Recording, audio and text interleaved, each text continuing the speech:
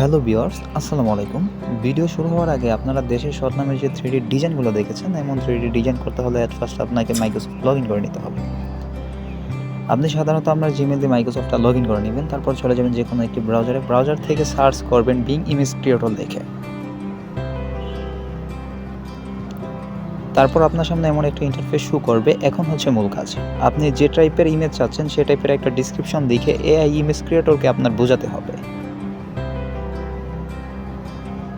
আমি সাধারণত একটি ডেসক্রিপশন লিখে রেখেছি, এটা এখানে পেস্ট করে দিলাম। এই যে ডেসক্রিপশনটা আছে এটা দিয়ে আপনি আপনার পছন্দের যে কোনো দেশের একটি শর্ট ডিজাইন তৈরি করে নিতে পারবেন। এইখানে সাধারণত দেশের নামটা, আর এইখানে দেশের নামের প্রথম অক্ষরটা দিয়ে ক্রিয়েট অপশনে ক্লিক করলেই আপনি আপনার পছন্দের দেশের একটি 3D ইমেজ পেয়ে যাবেন।